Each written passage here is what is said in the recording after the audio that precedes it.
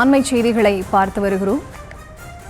கரூர் துயர சம்பவம் தொடர்பாக ஒரு நபர் விசாரணை ஆணையம் அமைக்கப்படும் என்று தமிழக அரசு அறிவித்திருந்த நிலையில் ஓய்வு பெற்ற நீதிபதி அருணா ஜெகதீசன் இந்த விசாரணைக்காக கரூருக்கு புறப்பட்டிருக்கிறார். இது தொடர்பான விவரங்களோடு இணைந்திருக்கிறார் எமது செய்தியாளர் வெங்கட்ரமணன். அவரிடம் பேசலாம். வணக்கம் வெங்கட்ரமணன். தற்போது ஓய்வு பெற்ற நீதிபதி அருணா வெங்கடேசன் அவர்கள் எங்கே இருக்கிறார்கள்?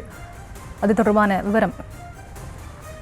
கரூர் மாவட்டம் வேலுச்சாமிபுரத்தில் தமிழக வெற்றி கழகத்தினுடைய அந்த தேர்தல் பரப்புரையின் போது ஏற்பட்ட கூட்ட நெரிசல்ல 39 பேர் உயிரிழந்தது தொடர்பாக ஒரு நபர் ஆணையம் விசாரணை மேற்கொள்ளும் என தமிழக அரசு நேற்றைய தினம் தெரிவித்திருந்தது. இந்த நிலையில் விமான நிலையத்திலிருந்து விமானம் மூலியமாக திருச்சி செல்ல தற்பொழுது அருணா ஜெகதீசன் அவர்கள் சென்னை விமான நிலையம் வந்திருக்கிறார். அங்கிருந்து விமானம் மூலியமாக திருச்சி செல்லும் அவர் திருச்சியிலிருந்து சாலை மார்க்கமாக அவர் கரூர் செல்ல இருக்கிறார். அதாவது கரூர்ல நேற்றைய தினம் தமிழக வெற்றி கழகத்தினுடைய தேர்தல் பரப்புரையின் போது கூட்ட நெரிசல்ல 39 பேர் உயிரிழந்தது தொடர்பாக ஒரு நபர் தேர்தல் ஆணையம் என்பது அமைக்கப்படும் எனவும், குறிப்பாக ஓய்வு பெற்ற உயர்நீதிமன்ற நீதியரசர் அருணா ஜெகதீசன் தலைமையில விசாரணை ஆணையம் அமைக்கப்பட்டிருப்பதாக தமிழக முதலமைச்சர் மு.க.ஸ்டாலின் தெரிவித்திருக்கிறார். இந்த நிலையில நேரடியாகவே கரூர் வேலுச்சாமிபுரத்துல அந்த சம்பவம் நடைபெற்ற இடத்துல நேரடியாக சென்று பார்வையிட்டு இந்த சம்பவத்தை நேரில் கண்ட பொதுமக்களிடையே அங்கு என்ன நடந்தது என்பதை கேட்டறிவதற்காக தற்பொழுது சென்னை விமான நிலையத்திற்கு நீதியரசர் அருணா ஜெகதீசன் அவர்கள் வருகை புரிந்திருக்கிறார். செய்தியாளர்களை சந்திக்கவில்லை எனவும் கரூர் சென்று விட்டு வந்து பேட்டி அளிப்பதாகவும் அருணா ஜெகதீசன் அவர்கள் தெரிவித்திருக்கிறார்.